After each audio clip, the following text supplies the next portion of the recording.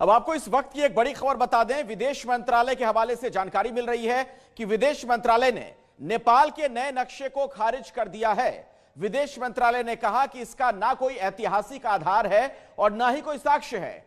आज दरअसल नेपाली संसद ने लिपुलेख, कालापानी और लिम्पियाधुरा को अपने नक्शे में शामिल करने की मंजूरी दे दी है। भारत ने इसे समस्या समाधान के लिए बनी आपसी समझ के खिलाफ करार दिया है।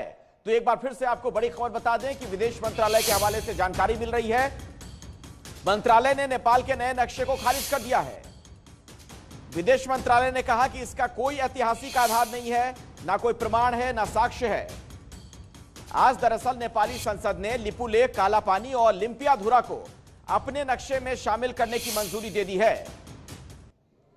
तो यह विवाद और ज्यादा गहरा चुका है। नेपाल के पास कोई साक्ष्य नहीं, इस बात का हवाला भी दिया गया है भारत सरकार की तरफ से। हम आइए सीधे लिए चलते हैं आपको प्रणय उपाध्याय के पास। हमारे साथ हमारे सहयोगी जुड़ चुके हैं। प्रणय, जिस देश के साथ रोटी बेटी का रिश्ता हो, ऐसे में नेपाल का यह कदम उठाना हैरान तो करता है, लेकिन अब सवाल यह कि भारत सरकार अब क्या कर रही है?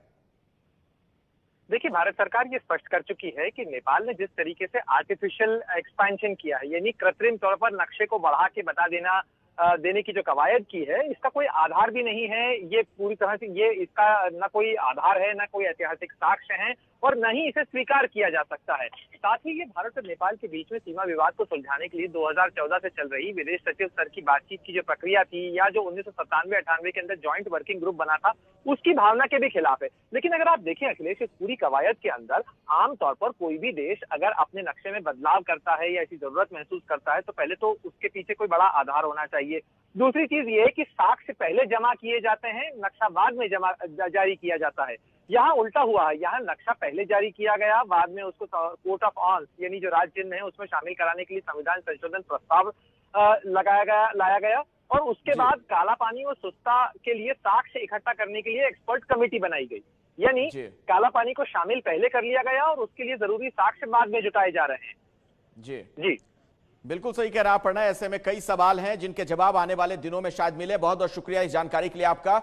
और देखिए, बड़ा सवाल तो अब यह भी है कि क्या भारत से अपने संबंधों को ताक पर रखकर नेपाल की ओली सरकार चीन के हाथों की कठपुतली बन गई है? यूपी के सीएम योगी आदित्यनाथ ने नेपाली प्रधानमंत्री को भारत के साथ पुराने रिश्तों की याद दिलाई तो वो भड़क गए।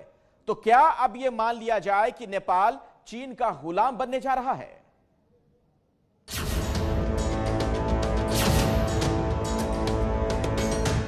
सेना राखेर कब्जा गरिएको र अर्कै सीमाना। नेपाल ने हाल ही में भारतीय सीमा के कुछ हिस्से को अपने नक्शे में दिखाकर नेपाली संसद में इस नए नक्शे को मंजूरी देने वाले विधेयक को पारित करवा लिया और नेपाली पीएम केपी शर्मा ओली ने अपने भाषण में गैर जिम्मेदाराना शब्द भी कहे। साफ है कि जुबान भले ही ओली की है, लेकिन शब्द चीन के दिए हुए हैं। सेना राखेर कब्जा गरिएको र अर्कै सीमाना। ऐसे वक्त में जब लद्दाख में सीमा पर तनाव चरम पर है, तब भारत की घेराबंदी के लिए चीन ने नेपाल को आगे कर दिया है। नकली काली नदी भनेर खडा गरेर एउटा काली मन्दिर बनाएर, एउटा तिरतिरे खोल्सी देखाएर, एउटा सानो हाल देखाएर यसो गरेर कब्जा गरिएको यत्रो भूभाग। नेपाल सरकार ने संविधान संशोधन करके इन हिस्सों को अपने देश का हिस्सा बताया है ताकि चीन को खुश किया जा सके।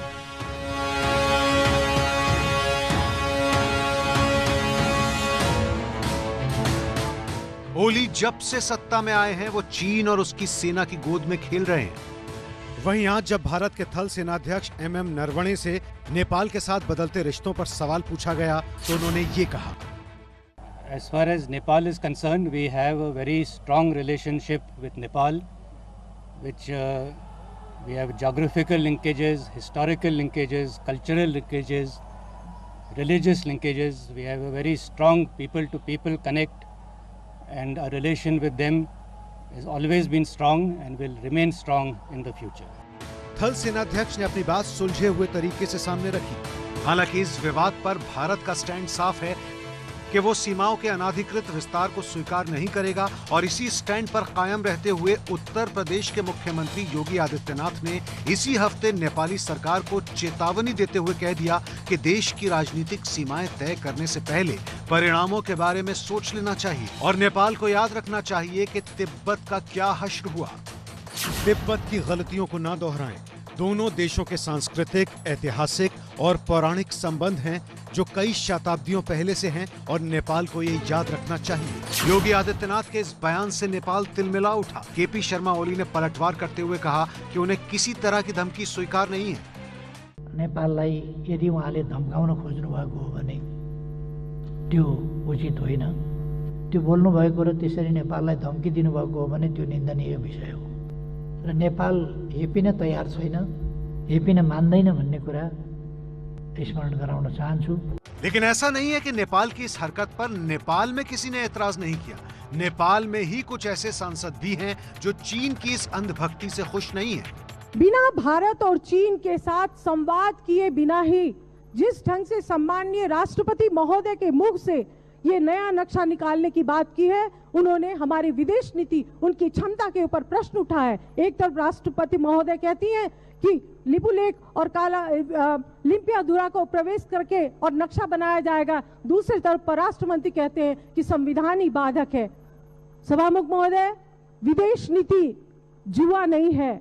सरिता गिरी नेपाल की समाजवादी पार्टी की सांसद हैं और शुरू से ही उस नक्शे का विरोध करती आई हैं जिसमें भारत के हिस्से को नेपाल अपना बता रहा है। लेकिन क्यों किसी केंद्रीय मंत्री या विदेश मंत्रालय की जगह उत्तर प्रदेश के मुख्यमंत्री योगी आदित्यनाथ को नेपाल पर बयान देने आगे आना पड़ा और क्यों नेपाल के प्रधानमंत्री को योगी आदित्यनाथ के बयान का जवाब देना पड़ा? इसके कई गहरे राजनीतिक मायने हैं। असल में उत्तर प्रदेश के गोरखपुर में है गोरखनाथ मंदिर और गोरखनाथ मंदिर के गोरक्षपीठ का सैकड़ों साल पुराना संबंध नेपाल से है। आज भी गोरखनाथ मंदिर में मकर संक्रांति के दिन शुरू होने वाले खिचड़ी के मेले में पहली खिचड़ी नेपाल के राज परिवार की तरफ से चढ़ाई जाती है। यहाँ तक कि बाबा गोरखनाथ की चरण पादुका को नेपाल के राज परिवार ने अपने राज मुकुट में जगह दी है। नेपाल की राजधानी काठमांडू में पशुपतिनाथ मंदिर परिसर में बाबा गोरखनाथ की तपोस्थली है। नेपाल का एक बहुत बड़ा तबका है जो बाबा गोरखनाथ को अपना कुलगुरु मानता है और यहाँ तक कि नेपाल के एक सिक्के पर श्री श्री गोरखनाथ लिखा होता है। ऐसे में गोरक्षपीठ के प्रमुख योगी आदित्यनाथ का ये बयान नेपाल को लेकर बेहद महत्वपूर्ण माना जा रहा है। नेपाल के प्रधानमंत्री और उत्तर प्रदेश के मुख्यमंत्री के बीच इस बयानबाजी के पीछे भारत और नेपाल के बीच जो सीमा विवाद है उसको समझना बहुत ज़रूरी है। नेपाल आखिर चीन की शह पर लगातार मनमानी क्यों कर रहा है और कैसे जहर उगल रहा है, ये देखिए। भारत और नेपाल के बीच की सीमा 1816 में हुई सुगौली संधि से तय होती है, जिसमें काली नदी के एक तरफ भारत और दूसरी तरफ नेपाल को तय किया गया था। हालांकि नेपाल सरकार अब दावा कर रही है कि इसमें काली नदी का उद्गम स्थान लिम्पियाधुरा, लिपुलेख और कालापानी जैसी जगह उसके इलाके में है। पूरे मामले को समझने के लिए पहले आपको नेपाल के इस ताजा राजनीतिक मैप को दोबारा से देखना होगा, जिसे नेपाल की कैबिनेट ने मानसरोवर की नई सड़क के उद्घाटन के 10 दिन बाद जारी किया। दरअसल कैलाश मानसरोवर जाने के 2 रास्ते हैं। पहला रास्ता उत्तराखंड के पिथौरागढ़ से होकर है, जिसमें 85% यात्रा भारतीय इलाके में होती है। दूसरा रूट सिक्किम के नाथुला होकर है, जिसे पूरा करने के लिए श्रद्धालुओं को 80% सफर चीन में करना होता है। भारत ने पिथौरागढ़ वाले रास्ते में निर्माण कार्य किया है, उसी से नेपाल को ऐतराज हुआ। ये सड़क कालापानी के करीब से होकर जाती है, जो एक ट्राई जंक्शन है, मतलब जहां पर भारत, नेपाल और चीन मिलते हैं। नेपाल इस क्षेत्र को अपना बताता है, जबकि यहाँ पर भारतीय सेना की अहम चौकी है, जो तिब्बत में चीनी सेना के बुरांग अड्डे का जवाब है। कालापानी इस इलाके की सबसे ऊंची जगह है, जिसके कारण भारत को चीन पर बढ़त मिलती है। लेकिन भारत को इस बात की पूरी आशंका है कि अगर यहाँ से अपनी पोस्ट हटा ली तो चीन यहाँ तक भी घुस आएगा। नेपाल के पूरी तरह से चीन की जेब में चले जाने के सामरिक जोखिम भी हैं। नेपाल तक अगर चीनी सेना का दखल हो गया तो फिर लाल सेना की पहुंच उत्तराखंड, उत्तर प्रदेश और बिहार जैसे हिंदी राज्यों तक हो जाएगी और जंग की हालत में ये बहुत घातक हो सकता है। नेपाल में चीन के दबदबे के पीछे उसका निवेश भी है, यानी चीन की शह पर लगातार नेपाल की बदतमीजी बढ़ती जा रही है। नेपाल हमेशा से भारत के साथ बैलेंस बनाने के लिए बहुत ही शातिर तरीके से चीन कार्ड खेलता रहा है। भारत की आज़ादी के बाद से नेपाल लगातार चीन को भी लुभाता रहा और भारत से भी फायदे उठाता रहा। नेपाल इस बात को अच्छी तरह से जानता है कि एक बफर स्टेट होने के नाते वो भारत के लिए खासी अहमियत रखता है। लेकिन नए नक्शे के बाद बदलते हालात, नेपाल के साथ बिगड़ते रिश्ते और चीन से खतरे के मद्देनज़र कई जानकार मानते हैं कि अब भारत को नेपाल के प्रति नए सिरे से रणनीति बनानी चाहिए।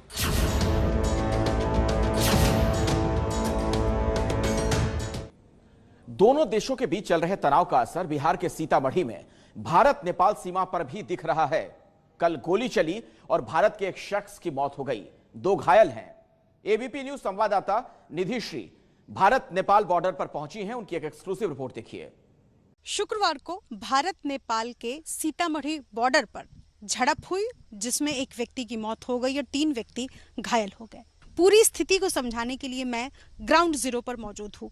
मेरे पीछे जो तस्वीर आप इस वक्त देख रहे हैं, ये बिहार के सीतामढ़ी जिले का सोनबरसा बॉर्डर है। आप उन ग्रामीणों को भी देख सकते हैं जो ग्रामीण गुस्से में हैं, आक्रोशित हैं और इस वक्त धरने पर बैठे हुए हैं। और पूरा का पूरा जो जंगल आप देख रहे हैं, ये पूरा दरअसल नो मैंस लैंड है। और उसके बाद जिस व्यक्ति की मौत हुई उसको बताया गया कि नेपाल के जो सैनिक थे, जो आर्म्ड पुलिस फोर्स के जवान तैनात थे, वो घसीटते हुए नेपाल में लेकर आए। ये तस्वीर गवाही देती है। आप ग्राउंड जीरो पर जहां पर मैं मौजूद हूं, ये नेपाल की सीमा में हम मौजूद है ताकि आपको तस्वीरें दिखा सके।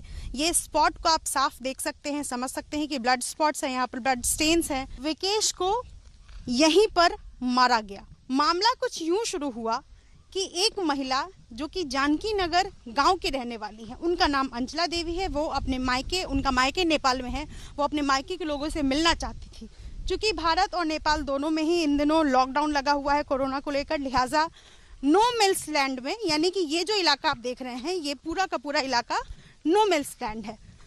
यहाँ पर वो उन्होंने अपने माता पिता को बुलाया और यहाँ पर मिल रही थी। महज 2 मिनट के बाद नेपाल पुलिस ने किसी बात को लेकर उन्हें मना किया मिलने से। उसके बाद बात बढ़ती चली गई, विवाद बढ़ता चला गया। पुलिस फोन कर दिया दोबारा के, तो वो से 3-4 गो पुलिस आया, लगे गोली छोड़े, तो हमनी के डर लगे, तो हमनी भागी हुए से तरगत के ये इंडिया नेपाल छोड़ के इंडिया में आके गोली छोड़ी थे। आ तो ना वहाँ से हमारा भगा हो रहा था आ न किसी हमारे बेटा कथी के माई भागे न घरे, हम कुछ हमारे राजा के ले जाए, हम केना जाओ, तो न भगाई रहा। मारते मारते देव बर्बाद कर दे रहे, केना गरीब आदमी कथी कहबे न कहबे से। ये वही गांव है जहां से विकेश जो कि नेपाल भारत बॉर्डर पर गए और उनको नेपाल की पुलिस ने गोली मार दी। गांव में सन्नाटा है। ये सन्नाटा दरअसल इस बात को लेकर है क्योंकि इस गांव के लगभग हर एक घर में या तो बेटी नेपाल में ब्याही गई है या तो बहू नेपाल से भारत आई हुई है। और अब जब भारत नेपाल के बीच रिश्ते में खटास आया है, इसका सीधा सीधा प्रभाव उन परिवारों पर पड़ा है जो परिवार नेपाल जाना चाहता है मिलने अपने दूसरे परिवार से। दोनों दरअसल नेपाल और भारत के बीच जो रिश्ता है, ये सरहद से ज्यादा रोटी बेटी का रिश्ता माना जाता है। और अब रोटी बेटी के इस रिश्ते में किस तरह खटास आ गई है। भारत नेपाल में नक्शे को लेकर विवाद पहले से ही चल रहा था, लेकिन जिस तरीके से सीतामढ़ी में हुआ, पूरा का पूरा गांव, और सिर्फ इस गांव की बात मैं नहीं कर रही हूं, दरअसल अलग अलग जो आसपास के जिले हैं वहां पर बेटियां यहां से ब्याही जाती हैं। तो यहाँ पूरे गांव में सिर्फ लोगों के बीच इस बात को लेकर सवाल है कि अब तक जो नहीं हुआ वो अचानक से क्यों हो गया, ये बौखलाहट क्यों हो गया कि नेपाल की पुलिस ने सीधा फायरिंग कर दी, वो भी 16